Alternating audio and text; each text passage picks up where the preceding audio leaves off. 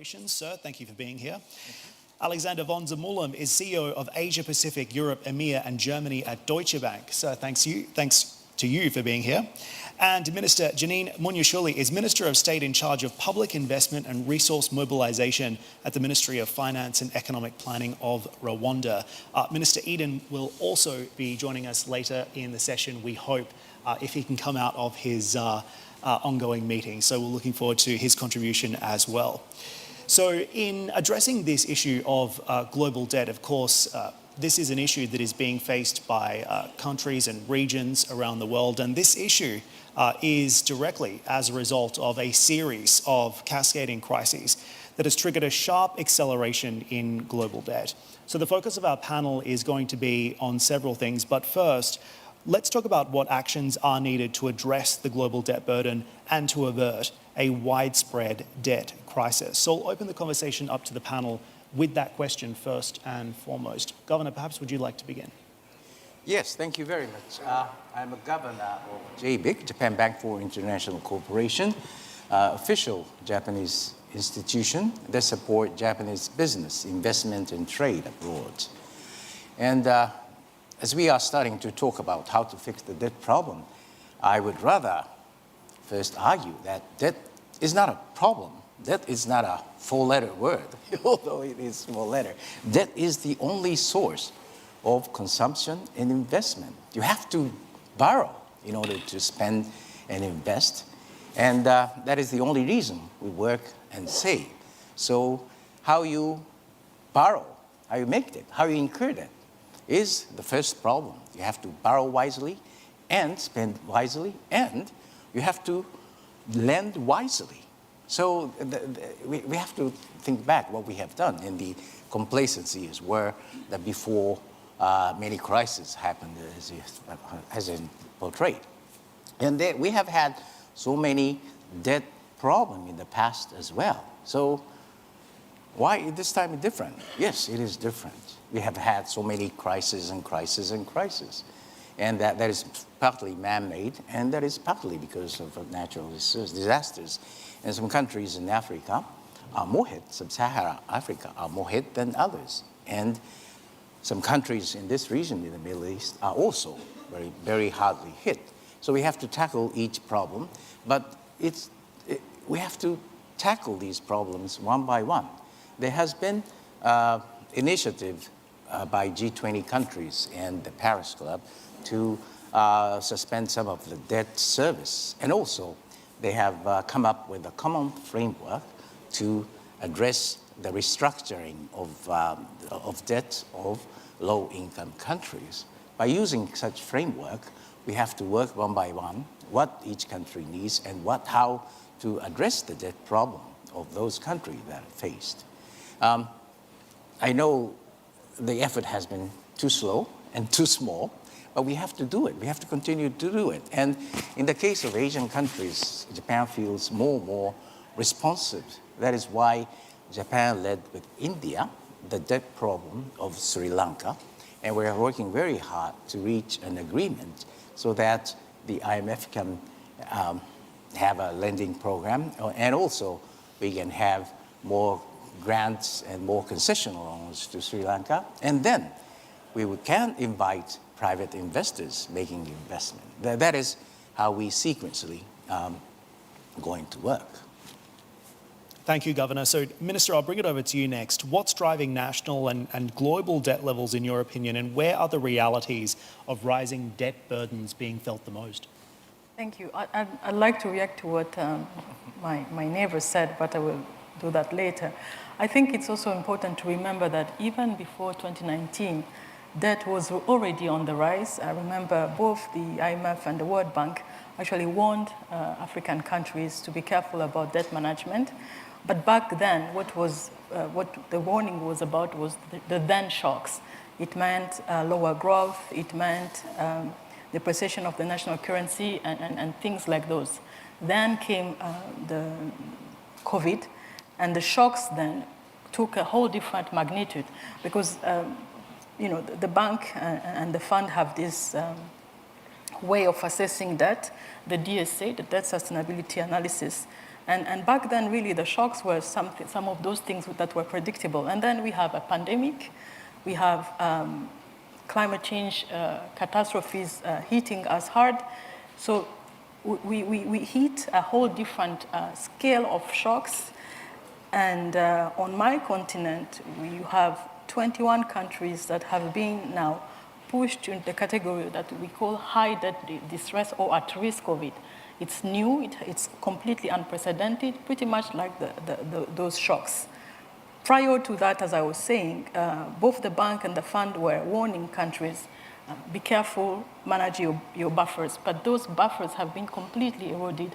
And 4 years later, we are 2024, we not only have those countries on my continent that have, are in this red zone category, I would call them on that row, and really no buffers. So it's unprecedented, I think, on our continent. And I would have a few things to say about the global framework, but maybe not now. What is important also to know is that my own country, once we were I think in 2020, the two institutions, the IMF and the World Bank, came with the possibility to have debt suspension. It was a mechanism they called DISS, and we refused, Rwanda refused, and we said we're going to continue to service our debt in our own particular way, and we went on the markets in 2021, and with the Eurobond, we have been able to retire some of those loans and continue to fund our growth. So it's been an extremely prudent approach. Not all countries have succeeded in so doing, and it's a tricky one, really. It's a tricky one. Absolutely. And Alex, could you speak to this as well, particularly from a lender's perspective? Without trying to increase the problem, but I want to go one step back maybe in terms of just describing what has happened over the last couple of years as we've been exposed to all these crises, obviously government spending, having to give a lot of money basically into the system, money of which it's very hard to kind of retract at a later point in time. And the one thing that with the rising level of inflation all around the globe and consequently the higher interest rates, what has occurred that we didn't really see in the Western world for the last decade or so is the return of positive real rates. So why is that a relevant factor? It's a normal factor to begin with because capital as an input factor cannot be for free. We don't come to work for free. Natural resources are not free. Your food is not for free. Why would capital be for free?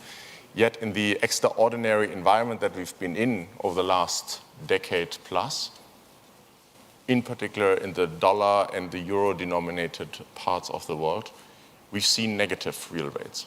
And what that means is you've effectively been incentivized to borrow money because you could inflate out to a certain extent your existing debt stock. Now, we are having this regime shift into what we would probably forecast to remain in place. And what that means is not only a deceleration, obviously, of monetary flows and a lack of stimulus as a consequence to the real economies, but you're seeing an increased debt burden just because of the servicing of the existing stock. And this has nothing to do with developing markets or emerging markets. This is affecting everyone, all governments, private individuals, corporates, financial institutions. And the most prominent example in this regard is the US Treasury.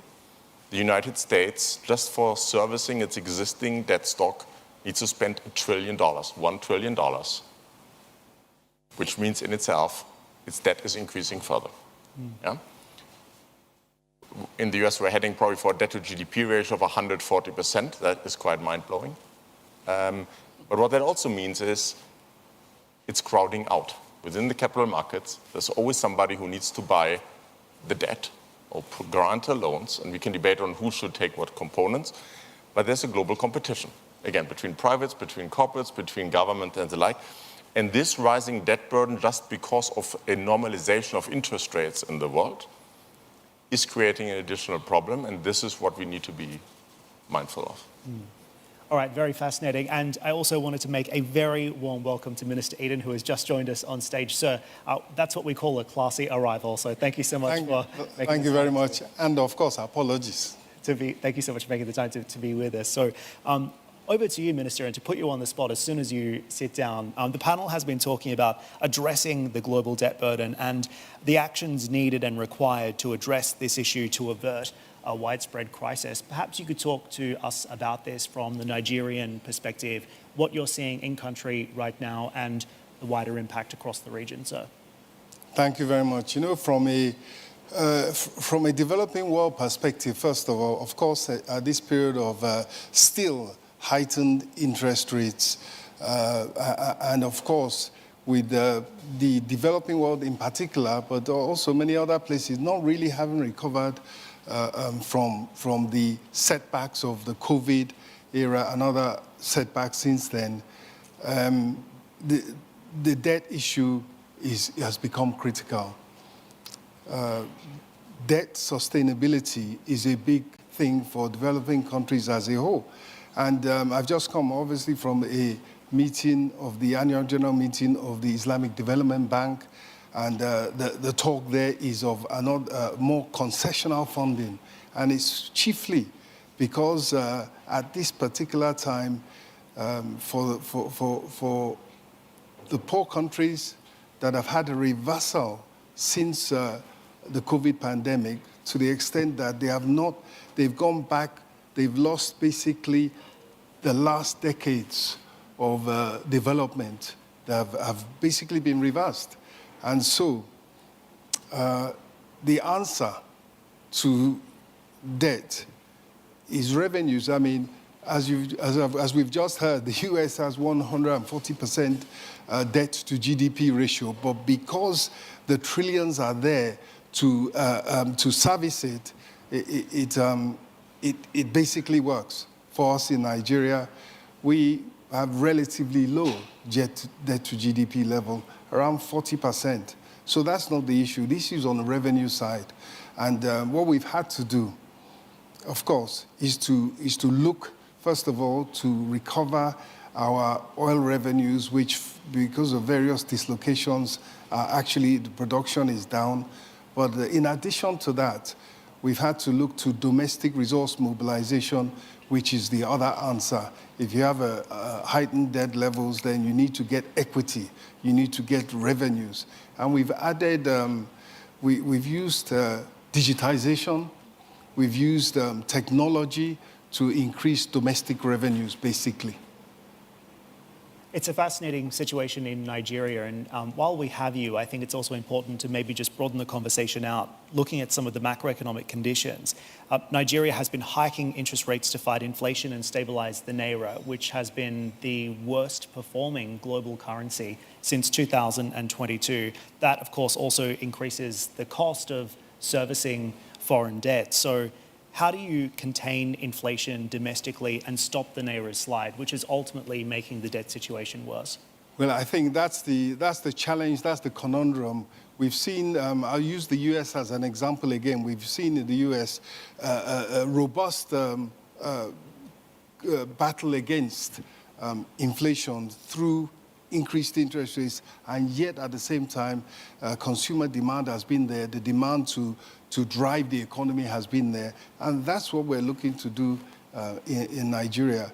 Clearly, given the inflationary trend that we had as a result of really some macroeconomic adjustments which had long been overdue, we had to, Mr. President took the bold decision to remove the fuel subsidy. We normalized the exchange rate, and effectively that had an inflationary spike. And in order to combat that, of course, the central bank moving to what they called orthodox monetary policy, raised interest rates. But there's a fiscal cost, as you just mentioned. As the central bank raised interest rates, it meant the government had to fund itself at a higher rate. And we've had to deal with that. And at the same time, look to help the poorest and the most vulnerable. So we not only have looked for revenues to meet debt service, heightened debt service obligations. In addition, we've looked for revenues, we look for equity to intervene on behalf of the poorest and the most vulnerable. The challenge is on, and I think that for countries such as us, we have to maintain and be determined in that battle against inflation in order to stabilize the economy, bring interest rates down eventually so you can grow, invest and grow the economy. But in the meantime, it is a challenge and it is a lot of pain for the whole of the society, but we must continue to intervene on behalf of the poorest and the most vulnerable through this difficult period, which concessional financing by the multilaterals at scale will really help. And I think it's, if we really mean that we do not want to leave anybody behind as the world develops, as the fourth industrial revolution takes off, as we move to AI and generative AI, we need to increase concessional financing so as not to leave so many countries behind. Not to labor the point here, but of course, Nigeria is the largest economy in Africa. There are very ambitious reforms underway in the country, and you have alluded to some of them, but the latest economic growth projections are certainly not as optimistic as President Tinubu perhaps expected. So where are you going wrong with your current economic policies, and how are you going to get a handle on this? Well, I think we went wrong in the past. We went wrong up to 29th of May 2023 when President Bola Ahmed Tinubu assumed office. Since then, I believe we followed the right macro fiscal policies. We followed the right monetary policies. And we are beginning to see the effect, positive effect. As you mentioned, the exchange rate has improved, has stabilized, and in fact appreciated. But more importantly than that, we're on the verge of bringing down inflation through very, very good agricultural harvests. A lot of funding has been put into the agricultural sector, inputs, seeds, fertilizer, and also increasing the acreage under production. That throughout, and we have 2 harvests a year. One is currently on, and with the reduction in food prices, reduction in inflation, that will be the beginning of the turnaround. In addition, the focus is on those main drivers of the economy that you normally have, infrastructure, and in addition, construction through funding of mortgages. You talked about crowding out in the financial sector. We actually have had a situation where the long-term savings of pensioners was actually put into short-term securities. By correcting that, we'll have affordable mortgages. That should lead to a construction boom, and that is one of the ways out, one of the ways towards growth of the economy. So that's our plan. Minister Munyasholi, I'd be curious to get your response to that as well, because I guess there is a view forming that you can grow out of a debt problem. To what extent what happens in Nigeria ultimately ends up impacting Rwanda as well? There are many similarities to begin with. The conundrum he spoke about and the solutions, the main solution, at least on our side as policymakers, we remain fiscal responsibility. As he said, domestic resource mobilization, and most of the time for us, it's a double strategy. Because as a growing country, a developing country, we need to broaden the tax base, and that's difficult in times of fiscal consolidation. But we also need to use all the technologies that we can and leverage it to have better tax administration. We have digitized our tax system, and it has yielded results. We also are dropping some incentives we used to give, some goods that were subsidized. We are also dropping some subsidies. It will have consequences on consumption, but we are taking those difficult decisions because we really have to have a good control of public spending and good public spending management. But that said, it won't be enough. What matters the most, as Minister Edun said again, is to work on the macro fundamentals.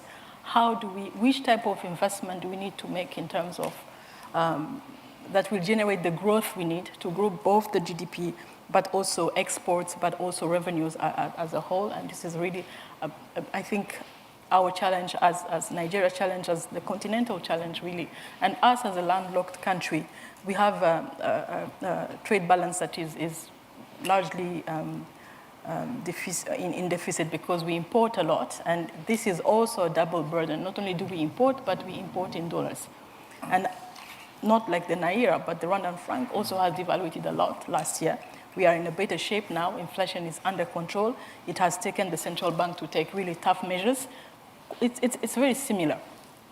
So you see, what we can do is both on the fiscal consolidation, fiscal responsibility, and at the same time really work hard on making sure that we can invest. We can still make those investments because how do you broaden the tax base if you can't bring your kids to school, if you can't feed the population correctly, if you can't provide basic health services? So really, the crowding out of the funds that we need is real. We are pleading, this week we had the IDA replenishment week, to get more concessional loans. Really, we have the same issues, more long-term loans, cheaper loans. You know, it used to be 15 years. Can we have longer maturities? Can we have lower rates? It was good to be last week or the week before in DC and to have at least the fund and the World Bank actually also being sensitive to our issues, because without that space, without creating space for us, it won't be possible for most countries. I wanted to also react to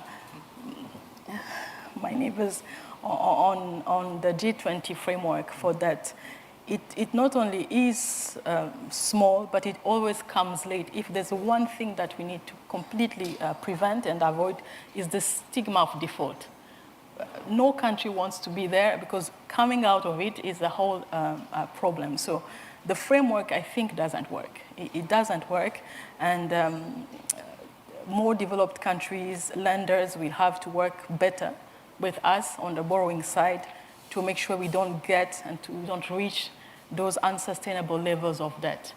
And I think that's where we need to work even closely with all the MDBs and certainly bilateral partners to get more instruments. I've seen a lot of creativity and innovation in the space of climate finance. I don't know exactly what Deutsche Bank does, but we've seen a number of banks bringing instruments like swaps, debt for nature, and we are going to be considering all those instruments to make sure that we can have a good mix of concessional debt. Mm-hmm. Okay, Alexander, I'll let you respond and reply to that. Let me explain what Deutsche Bank does and how we can help in this context. No, you're spot on. I think, by the way, I think the answer to this complex situation is obviously not one you can form in one sentence, right? It needs to be a holistic support mechanism, and private institutions are a part of that. You're also alluding to the DFIs. Ultimately, I think some real good work was done, in particular, during the period of COVID in responding and. Well, it's not debt forgiveness, but at least making sure that a bridge was found for a period of 2 years in terms of debt servicing. In the meantime, I think there's more governance changes in the pipeline, but now with higher interest rates and other factors, the likely chance that we will have more countries coming into a situation where debt restructuring or a situation where more holistic global support is needed is warranted. We probably need to go for additional and creative measures in order to help those countries. That for nature swaps is something we're very actively supporting in this regard. I think it's a great mechanism that is still not utilized.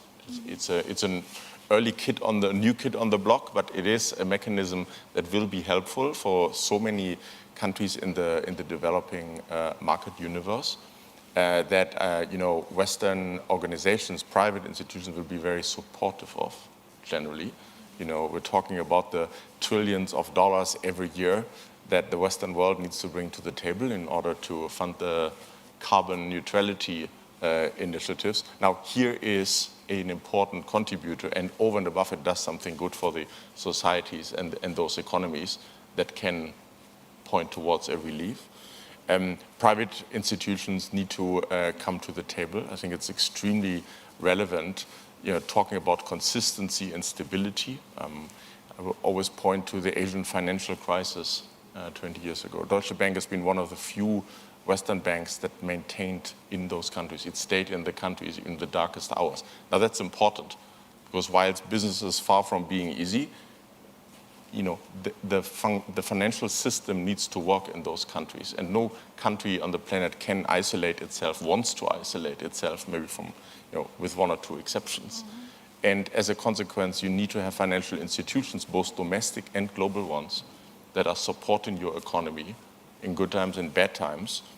And import of capital is another relevant factor that those very financial institutions can support and want to support. Sometimes, incremental help from the respective governments is certainly helpful in order to allow, the activity level of private banks to move forward. But it's really an equation of many factors. And Minister Edun also pointed to another factor, right? Capital market reforms, or however you want to call it. You mentioned the example of bringing together, short-term, liabilities, or theoretically long-term liabilities that are available even within your own remit, to make them and deploy them for long-term investments in your country. That is something that requires the government, requires the maybe legislative and the regulatory universe to bring in. And then so it's plentiful of items, but coming back to the DFIs, there is clearly additional work needed. And to give one example, the balance sheet of the IMF, of the World Bank, and the other institutions are limited, naturally limited. We probably need to think about unfunded formats, so guarantee provisioning that then enables private institutions, banks, insurance companies, other money providers to come in, to step in, but having somebody in the back who can support the financial support. So you are the banker sitting on the stage, so I think it's worthwhile maybe just probing this a little bit further here. To the governor's point, and it was an excellent point earlier, debt is not necessarily a bad thing in some cases. Debt is a critical enabler of future economic growth. But Deutsche Bank has also played a pretty key role here in extending a lot of credit globally. So help me understand how you can tighten up standards and make sure that this is sustainable, transparent, and I guess accountable from a lending and borrowing perspective. How do you make sure that your standards are high enough to drive this in a responsible way? You're absolutely right. Those standards are relevant, not just with respect to compliance and the regulatory framework we operate on. It's their reputational elements. There's the overall ESG framework, which, by the way, is still developing for all of us as well. So we need to bring all these components together, and it requires a degree of transparency. That being said, I would say that in many of the developing markets we're implicitly talking about here today have made significant progress in this regard. Yes, one overarching problem, and that's also to the point on why do even IMF and World Bank supported mechanisms, sometimes it feels like it takes so long. But we also need to recognize that a lot of documentation is needed. But there's also the element of we do need to avoid the moral hazard problem, which is something that has been around forever and will be around forever. And we kind of need to collectively, the supplier as well as the demand side of capital need to continuously work on further improvement. It has improved, if you compare a situation today with 10 years, 20 years, 30 years ago, through each iteration and each crisis, I think the stabilization mechanisms are improving. But there is a certain level of risk-taking willingness you need to overcome. I want to maybe one point on when does risk capital, whether it's from banks or other private money supporter, why is certain money not going into certain countries or maybe certain organizations for that matter, right? Generally, there is risk appetite in the planet. People do recognize a higher risk need to come with a higher price tag, but there's lots of pockets of money, some of which only want to operate in the high-risk company. The one item where certainly governments can help themselves at times is provide a degree of stability. With stability, I don't mean forecasting the economic development, but political stability. You were just pointing towards the very significant progress you have made, right, from stopping the decline of the currency and a much more positive prospect on Nigeria. If Mehmet would be with us now, Turkey has also made significant progress over the last couple of quarters on exactly that, moving to an orthodox monetary policy, moving to a degree of predictability of actions from the government holistically. That brings capital on the table. Still need to discuss the price thereof, but the binary decision that often is holding the private sector back can sufficiently be overcome by bringing this degree of stability. All right, I wanted to shift the conversation over to the next level here. The Forum has been doing great work on this, and its own research says about 3.3 billion people, or almost half of humanity, now live in countries that spend more money paying interest on their debts than on education and on health. It's an extraordinary statistic. So what immediate steps should be taken by policymakers, lending agencies, the private sector, high-level organizations to forestall a potential debt crisis? And what are the main challenges to implementing some of these steps? Governor, we'll bring it over to you. And in so doing, I'll say to our participants as well, if you have a question for anyone on the panel, we will get to that. Please just raise your hand and we'll try and bring you in as well. But Governor, maybe you can begin by tackling that question. Well, there have been many comments addressed to me, so I will, a few words on the fiscal consolidation and investing wisely to broaden the tax base. It's not just for the countries in the emerging markets, it's for us as well. Mm-hmm. Japan's government debt to GDP ratio is over 200%, because we have been very complacent on how we spend. So, but there's no free debt, so we have to pay back. That's our domestic political problem, challenging problem. But we have to handle it anyway. And in the international arena, there is still the years of concessional money. We will bilaterally continue to give grants and concessional funding. And also through MDBs, we would like to take a responsibility. And as you said rightly, DSSI is not enough.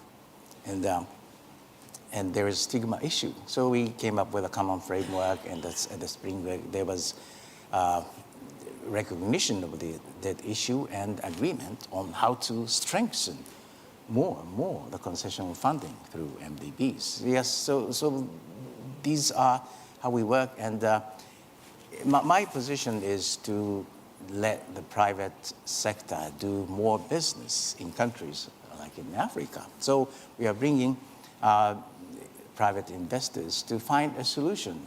It can be either IPP, public-private partnership, where the investors do take the risks, but at the same time, the government and the ministries have to take some of the risk that they can take and lay out the situation. Or we bring in investors in samurai bonds, which is the yen-denominated bond issuance in Tokyo. We did the transaction with Mexico in order to fund the southern states, poorer states, for their educational, medical, and social infrastructure needs. We also invested in the Indonesia government's samurai bond or blue bond, which tries to protect the marine environment and revive the marine econosphere. So by bringing more and more private investments in such important social sectors is what we try to do, on top of bringing more clean energy to those countries with private companies. But that issue has to be dealt each by each through the framework that I have explained, and advanced countries also MDBs have to be responsible for their for whatever she has to do. That's, I think, what the international community is struggling to do. If I may, we've been discussing the debt crisis, but for the population you mentioned, 3.3 billion human beings on this planet, the question is not the debt crisis, it's the deepening of the development crisis. And unlike a loan that you can carry forward arrears in development are not carried forward.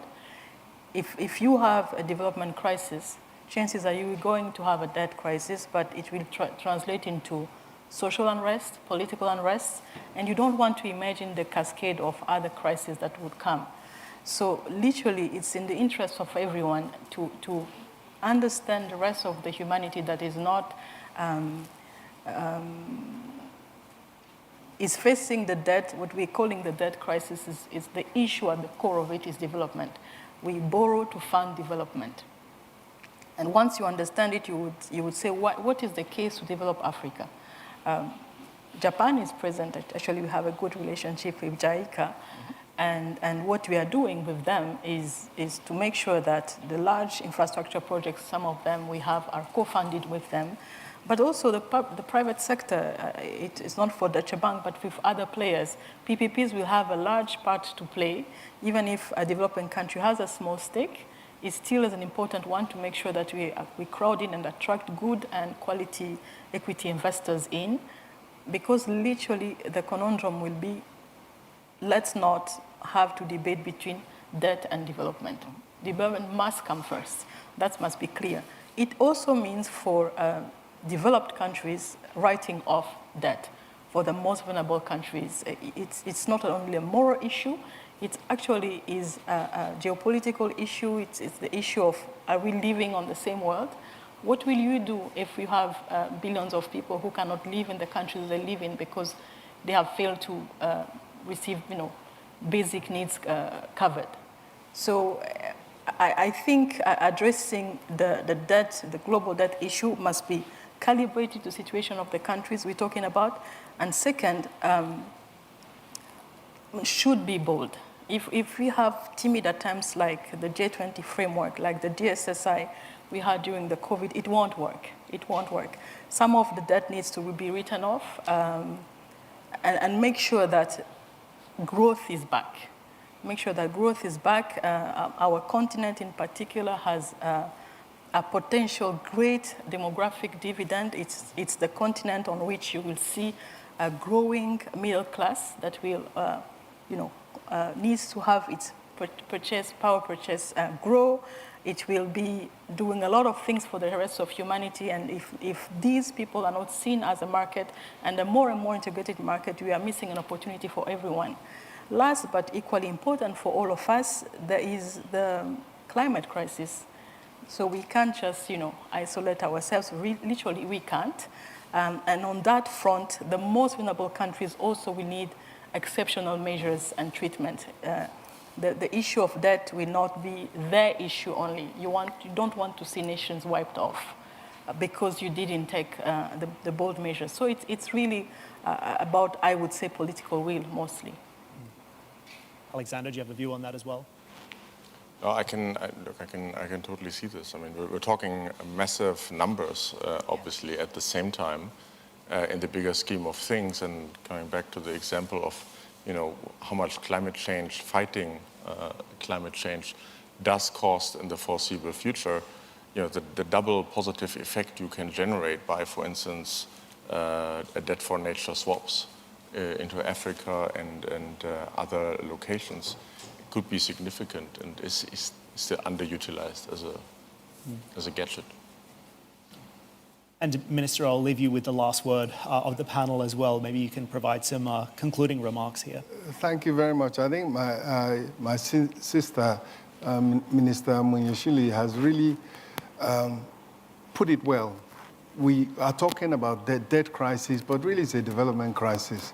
But at the same time, and you so dimensioned it for us, more spent on debt servicing than health and education in half the world. So definitely it is much more than just a debt crisis. It's a crisis of development.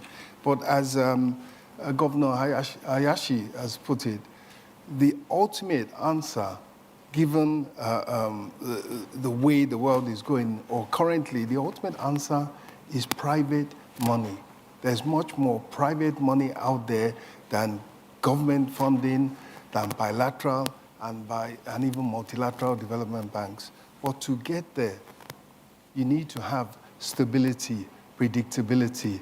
As CEO Alexander has put it earlier, you need those preconditions before the funding can come. And in the meantime, we have to be creative. As CEO said, guarantees. As my sister said, the minister, debt for nature swaps, all have to come to the table. But at the end of it all, there has to be a commitment.